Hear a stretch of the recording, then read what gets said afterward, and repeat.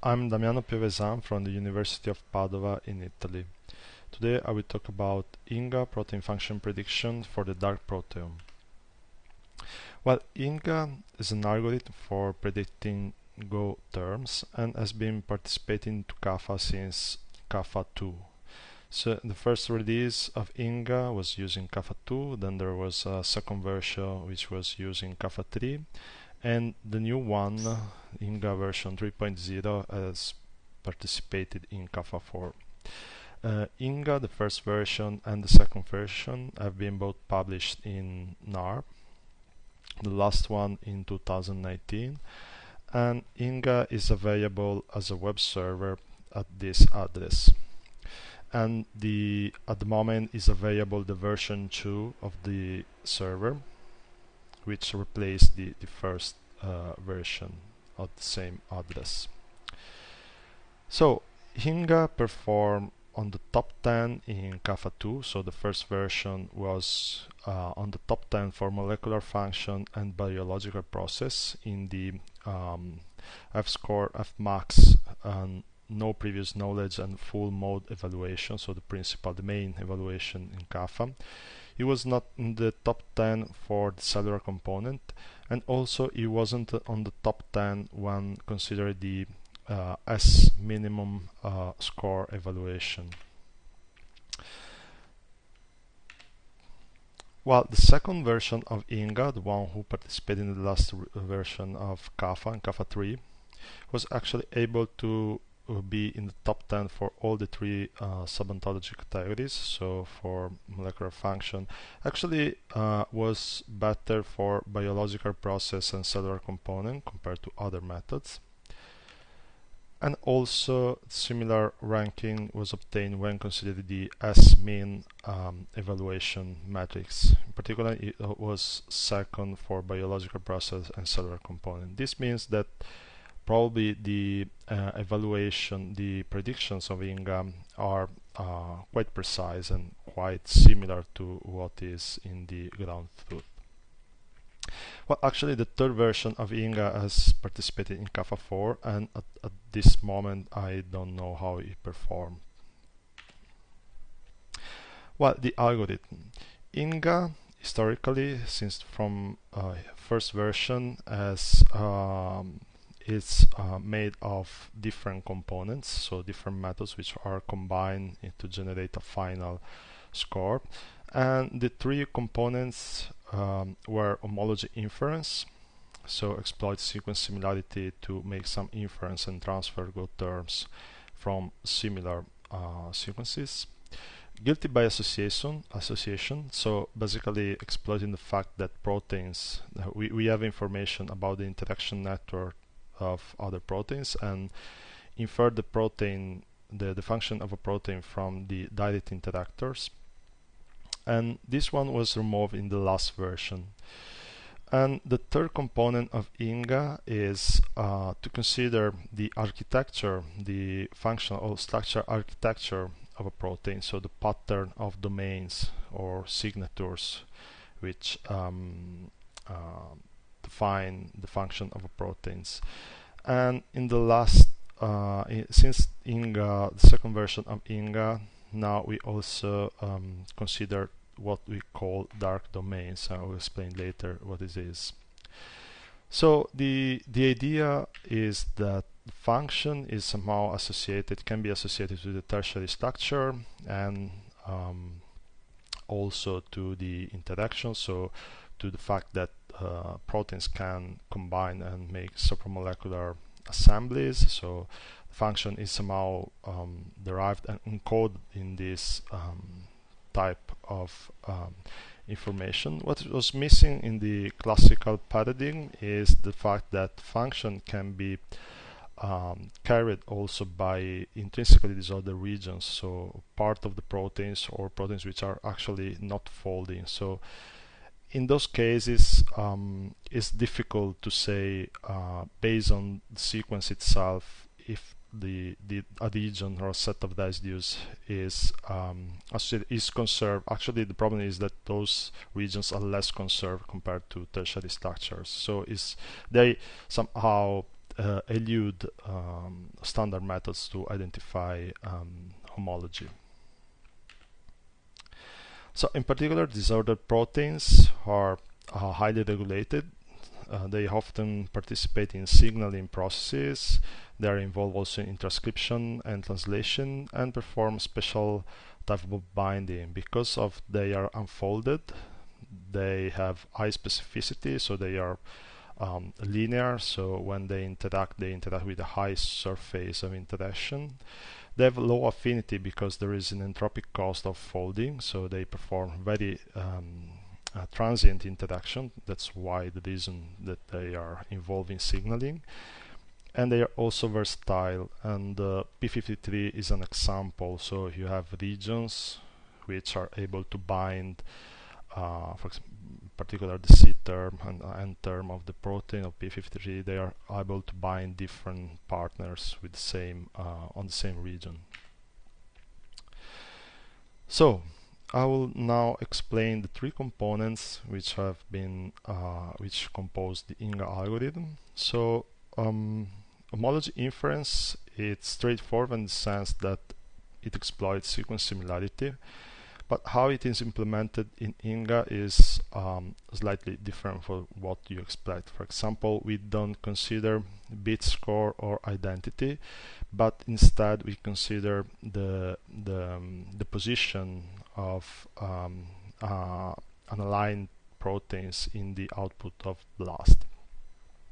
Where BLAST in INGA is performed against the entire uniprot. For example, in this slide you see which are the Go terms are associated to specific hits in the BLAST output, and you see bit score and identity and the ranking. The ranking means this is the first protein, for example, which appears in the BLAST alignment and is associated with this set of Go terms, and so on. This is the second, the third, and the fourth.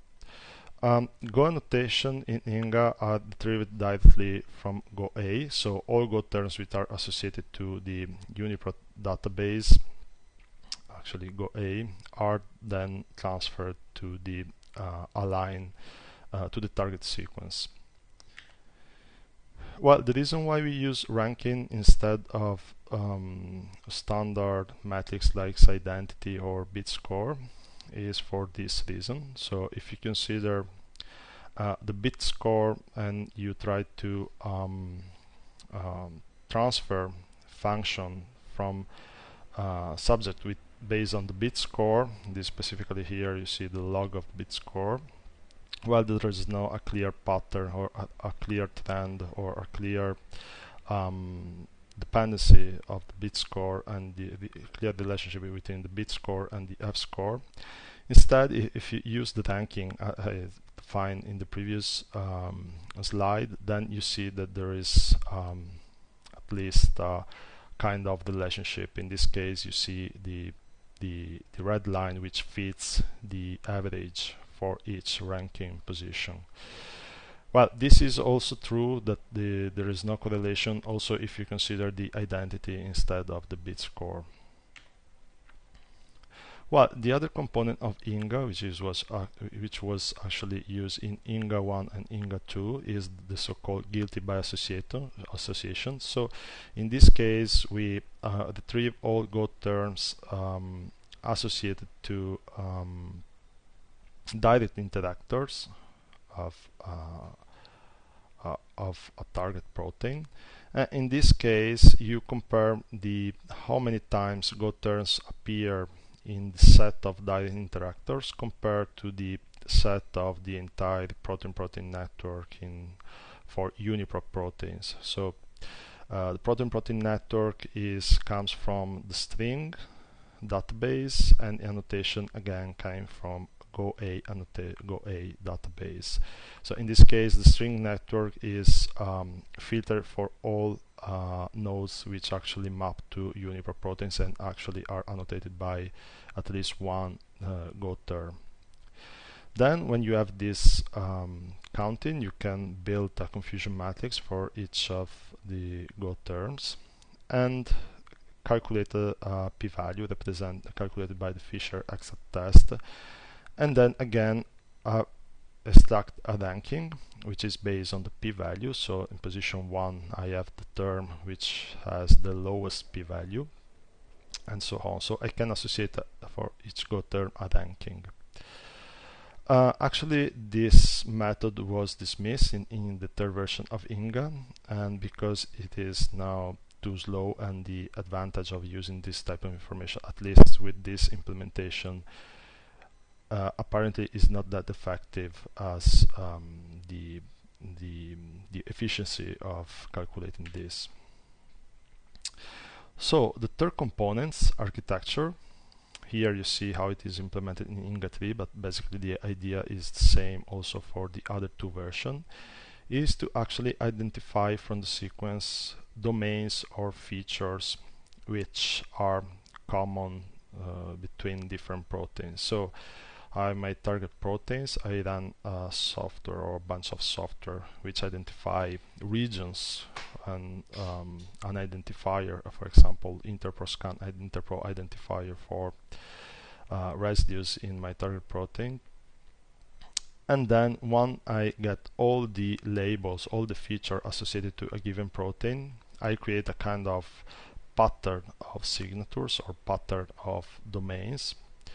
And then again I compare all the proteins which have the same pattern in UniProt, for example, and then I can count how many terms, for example, how many times these terms appear in the set of proteins with the same architecture, and how many times these terms appear in the rest of the protein with any architecture. Again, I can calculate a p-value, and again I can extract a ranking based on the p-value I've calculated. What's new in INGA 3 compared to other version of INGA? For sure, in the first version we didn't include what we call dark features, and in the third version we also added something new. For example, we added the signal P, and also TM, HMM, and the coils software for coil, and things like so. The idea is to identify those regions in the protein which actually are difficult to identify, looking at searching for conservation. For example, low complexity is something which is not taken into consideration by BLAST, or also intrinsic disorder regions are typically not very conserved and enriched in polar or charged residues. So basically, to predict those kind of structure features, you have to take in consideration the amino acid composition of a given region. And this set of software are particularly good at identifying to map specific features to specific amino acid compositions. Well, using dark features allow to be more precise when you define an architecture of a protein. And for example, here I'm comparing the number of architecture when considering dark features and the number of architectures in UniProt, of course, which doesn't have any dark features according to the software I've listed before. And you see that despite the two numbers are somehow similar, the architectures including dark features cover or represent way smaller number of proteins compared to the other type of architectures. Despite the number of enriched terms is or comparable, so the two set of architectures contain the same number of enriched terms, and also the depth of the terms, when the depth is basically the distance from the root, is almost the same. It's even a little bit higher for architectures with dark features. This of course can be due to the fact that those proteins actually are clustered in smaller few number of architectures. Those architectures contain small number of proteins, but the number of enriched terms is significant, and it's a proof that it can be useful to predict protein function. So how I obtain the final score of INGA? The first thing I usually do is to estimate the precision of the ranking as defined before for each of the three components. And you see here, for example, this is the result of INGA 2, and which is available in this publication. So you see the estimated precision for each ranking position. Here it's cut at 10, so I don't show, but you see that there is a trend. So at the beginning, lower ranking, of course, the precision is higher.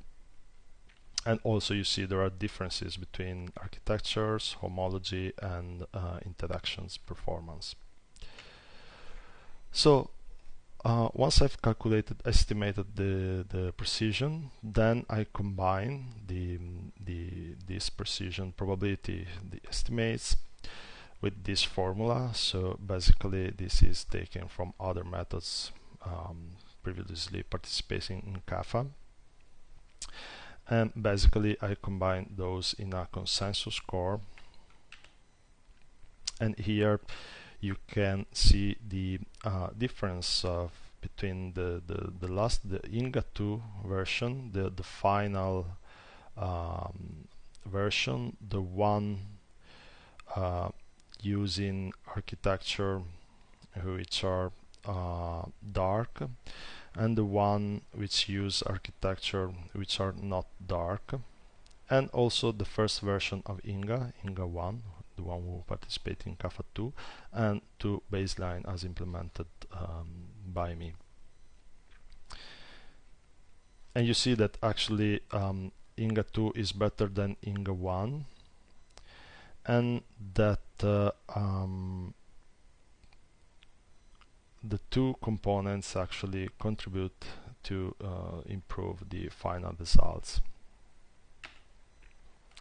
Okay, this is the last slide, is about the last version of INGA and the way I've implemented. So in the last version of INGA, I've created two different models, two different estimates, one for targets without previous knowledge, since it's something we know from the assessors. This information is provided in the target set. And another model, another set of parameters for proteins with previous knowledge. So for target without knowledge, actually combining architecture and homology prediction improve actually the F-score, the max F-score. It is actually not the case for the previous knowledge, so the consensus F-score is slightly lower compared to the homology component of INGA, but anyway you see that the curve is more extended, so maybe this will prove to be effective for the final evaluation. I think that's it. So I would like to acknowledge the Biocomputing App Laboratory, and in particular Professor Silvia Tosato, which was not able to be here today. So thanks for your attention.